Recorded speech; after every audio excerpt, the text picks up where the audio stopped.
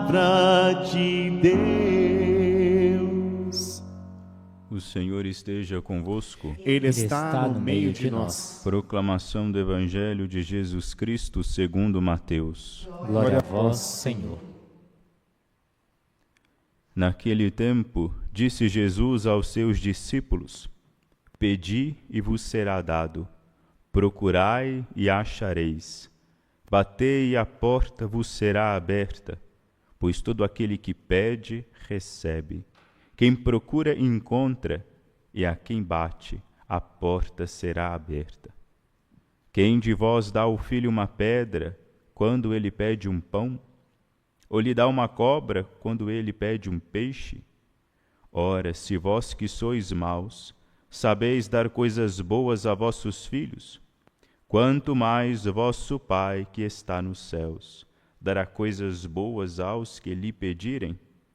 Tudo quanto quereis que os outros vos façam, fazei também a eles. Nisto consiste a lei e os profetas. Palavra da salvação. Glória a vós, Senhor. Pedi e vos será dado. É o que nosso Senhor nos diz aqui no Evangelho. Pedi e vos será dado. Procurai e achareis. Batei e a porta vos será aberta. Afinal de contas, né, o que nós devemos pedir, né? Qual que deve ser o conteúdo dos nossos pedidos a Deus? Afinal de contas, é disso que o texto nos fala, né? Está falando da nossa relação para com Deus. Ele é a pessoa a quem nós pedimos ou devemos pedir. Mas o que nós pedimos a Deus? Coisas boas, né? Pedimos a Deus coisas boas. Ninguém pede a Deus coisa ruim, uma coisa má. Mas e se caso Deus não conceder aquilo que eu o pedi? Como é que fica essa situação? Eu pedi e não recebi. Mas vejam, se Deus não nos concedeu aquilo que nós pedimos, se Deus não atendeu um pedido, significa que o objeto pedido é um objeto mau, não é um objeto bom. Porque Deus não sabe dar coisas más. Olha o que está escrito aqui no versículo 11. Ora, se vós que sois maus, sabeis dar coisas boas a vossos filhos, se nós sabemos dar coisas boas aos nossos filhos, quanto mais vosso Pai que está nos céus dará coisas boas aos que lhe pedirem. Ponto. Deus concede a isso, coisas boas. Se eu pedi, não recebi, significa que aquilo não foi bom. O que eu pedi não é bom. Ou eu pedi mal. Eu não fui persistente. Porque junto com o pedido, está o procurar. Quem pede, recebe. Quem procura, acha. O que a gente procura, não é? Quem pede, pede coisas boas. O que nós procuramos? Procuramos também coisas boas. E a procura, quando procuramos por coisas boas, se a coisa é boa mesmo, a gente procura de verdade, com afinco, com dedicação. Não fuça aqui, fuça ali, depois desanima, não. Se o bem que nós queremos encontrar é um bem valioso, nós vamos procurá-lo com constância. Se cremos que aquilo é valioso, vamos procurar com constância. Se aquilo que nós pedimos e sabemos que é bom, verdadeiramente bom, vamos pedir com constância, a gente não vai desanimar. Afinal de contas, será que existe algum objeto cuja procura vale uma vida toda? Existem coisas que valem a pena que nós as busquemos durante toda a vida? Ora, se estivermos falando da vida eterna, claro que vale. Se o que a gente procura é a vida eterna, a busca pela vida eterna é uma busca que dura a vida inteira. Essa é a nossa vida aqui, porque o bem que nós procuramos é o bem infinito, é a vida eterna. É justo gastar essa vida que passa procurando aquela vida que não passa. Mas a vida eterna, vejam só, ela não consegue ser encontrada pela mera procura. Eu procurando, eu vou encontrar a vida eterna? Não. Como é que se encontra a vida eterna? Por que eu não vou encontrar a vida eterna só pelo ato de procurar, só pelo ato de perscrutar? Porque a vida eterna ela está envolta, ela está encapsulada pela oração. A vida eterna eu alcanço por meio da oração, por meio da arte de pedir, por meio da arte de se colocar diante de Deus, por por meio daquela arte de saber aquilo que é bom, e sabendo aquilo que é bom, pedir aquilo que é verdadeiramente bom.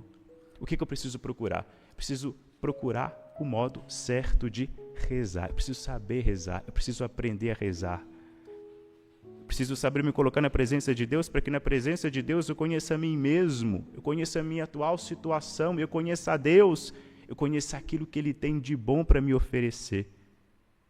A oração é a chave para que nós obtenhamos esse tesouro que o nosso coração tanto procura, para que nós possamos obter esse bem que todos nós ansiamos. Não se trata de um pão, pura e simplesmente, nem de um peixe. Não se trata de mera comida, mera bebida, mas se trata daquele bem que nos satisfaz plenamente. É plenamente mesmo. Ou seja, uma vez possuindo este bem, não terei necessidade de outra coisa. A vida eterna é isso. Depois que eu a possuir, depois que eu entrar na posse da vida eterna, não necessitarei de mais nada. Isso é a melhor coisa que nós podemos pedir, é a melhor coisa que Deus pode nos conceder. É esse o objeto da nossa procura, é esse o objeto dos nossos desejos, é a vida eterna. Ou seja, viver em Deus, o nosso coração repousar em Deus. Mas acontece que nós pedimos mal porque nós somos cegos. Nós estamos num barco, numa correnteza muito forte, prestes a sermos jogados no precipício.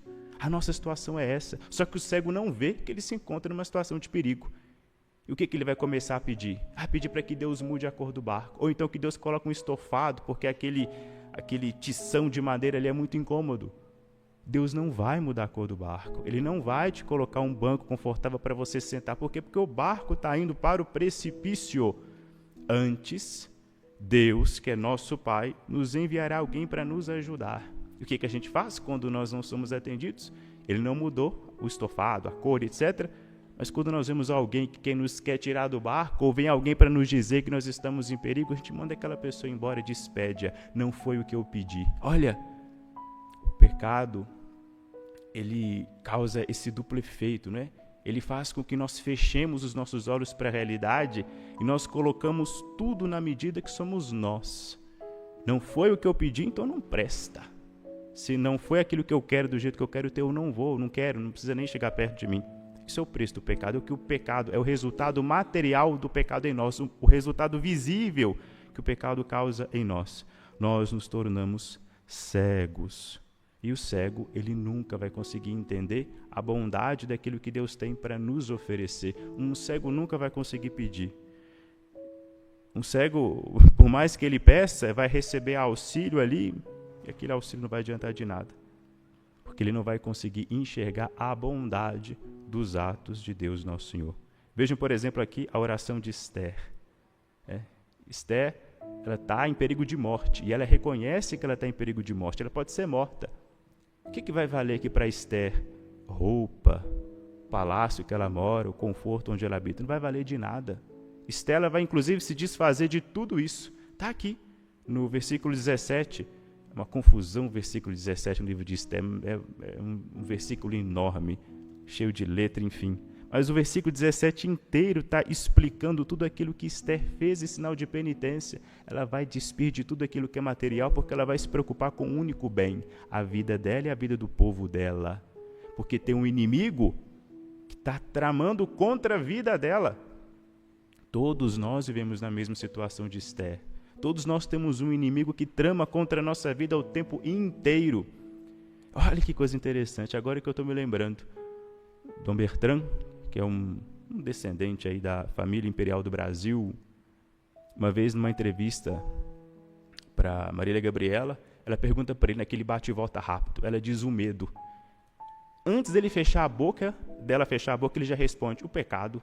Por quê? Porque leva a alma para o inferno. O medo dele é o pecado. O medo nosso tem que ser o pecado. Porque o pecado, por mais que nós não podemos vê-lo, ele nos coloca em perigo de morte. Ele nos mata. E não é morte, morrer, essa vida biológica. Não, que a morte biológica ainda abre para nós a porta da esperança, abre para nós a possibilidade da salvação. Mas a morte que o pecado traz é a danação eterna. Nós rezamos e pedimos que Deus nos livre disso, que o pecado não venha servir de pedra de tropeço para nós, que o pecado suma da nossa vida e que as nossas lágrimas se transformem em alegria. Essa é a oração, né, que Esther faz, se desapegando de tudo aquilo que é material e mundano. Ela desprende primeiro o seu coração de tudo isso que é pesado. Nós, cansados, muitas vezes nas nossas orações pedimos para os nossos ombros peso. Tem coisa que a gente pede e está achando que vai nos fazer bem, mas nós estamos pedindo peso. E estamos pedindo peso para aquele que veio e disse: vinde a mim, vós que estáis cansados, e eu vos aliviarei. Ele não vai nos colocar mais peso, ele não veio para colocar peso, ele veio para tirar o peso das nossas costas. Saibamos pedir, porque nós pedimos muito mal. Conheçamos a Deus, conheçamos a bondade, conheçamos o bem, conheçamos a nós mesmos, conheçamos a situação na qual vivemos, para que nós saibamos pedir, para que nós saibamos nos colocar na presença de Deus, para que nós saibamos nos relacionar bem com Deus, para que Ele permitamos que a sua sabedoria possa iluminar, a nossa vida. É Ele que lança luzes sobre nós, é Ele que lança luzes sobre a escuridão da nossa vida, é Ele que nos faz ver e entender aquilo de que realmente precisamos. Como é que se reza então, afinal de contas? Em primeiro lugar, a oração, o primeiro passo da oração é a meditação. A gente não começa a rezar falando, a gente começa a rezar ouvindo. Seja a palavra de Deus, seja a fala de algum santo, a gente começa a rezar ouvindo. Por isso que o terço ele é repetitivo, mas como ele é repetitivo, como aquilo que eu digo não é meu, é de outro, é da Bíblia, Ave Maria, é da tradição da igreja, Santa Maria Mãe de Deus, é da Bíblia, o Pai Nosso, é de Fátima, a oração pedindo pelas almas do purgatório. Quando eu rezo Ave Maria, o terço, eu não estou falando, eu estou mais ouvindo que dizendo. E ali, meditando os mistérios do Cristo, da encarnação, da paixão, da ressurreição de nosso Senhor, eu vou imaginando, enquanto eu vou rezando a Ave Maria, aquilo vai ecoando como se fosse uma música no meu ouvido, eu vou entrando no mistério e eu vou ali meditando. Quando eu pego um texto para rezar, porque a Sagrada Escritura é antes um livro de oração, eu vou me colocar nesse texto, eu vou tentar entrar no mistério que o texto está me dizendo, eu vou imaginar, vou fechar os olhos e vou me colocar aqui, para que no meu coração crie um afeto, para eu conhecer essa pessoa a quem eu espero que me conceda o bem que eu preciso. Depois que eu criei o hábito, depois que eu entrei no mistério, a minha fala ela vai vir automaticamente, o meu pedido vem automaticamente, aí eu começo a saber pedir bem. Eu vou pedir aquilo que Cristo me mostra como sendo necessário. Eu não posso então pedir coisas materiais, claro que pode, são boas, são necessárias, mas muito mais do que os bens materiais que às vezes servem para a nossa salvação, é os bens espirituais. Nossa Senhora, ela lamenta em uma de suas aparições que seus filhos peçam dela tantas coisas materiais, sendo que ela tem uma mão cheia, lotada, abarrotada de bens sobrenaturais e quase ninguém requisita isso. Nas festas de fim de ano, todo mundo vai rezar e vai pedir prosperidade, saúde, dinheiro no bolso, emprego, etc. Mas ninguém pede fé. Ninguém pede fé. Eu, nesses anos todos, em todas essas orações, ocasiões de oração que eu estive presente, nunca ouvi ninguém pedir fé.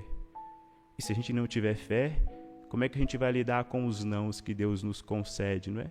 Nãos que são benéficos para nós. Se a saúde não vier, se a prosperidade não vier, se o dinheiro não vier, se o emprego não vier, eu vou sucumbir. Se eu não tiver fé, eu sucumbo, eu me acabo, eu fico destruído. Mas se eu tiver fé, pode passar qualquer coisa, pode acontecer qualquer coisa comigo, boa ou má, eu vou continuar firme aqui no Senhor. Se eu não tiver fé, eu não vou ter esse ímpeto que teve Esther, de, com a sentença de morte quase que certa, dobrar o joelho no chão e pedir a Deus, olha, salva a minha vida. A vida dela foi salva, ela alcançou aquilo que pediu, porque ela soube pedir, porque ela tinha fé, porque ela cria, porque ela estava aberta à graça de Deus, à vontade de Deus, que assim procedamos nós também. Glória ao Pai, ao Filho e ao Espírito Santo. Como era no princípio, agora e sempre. Amém.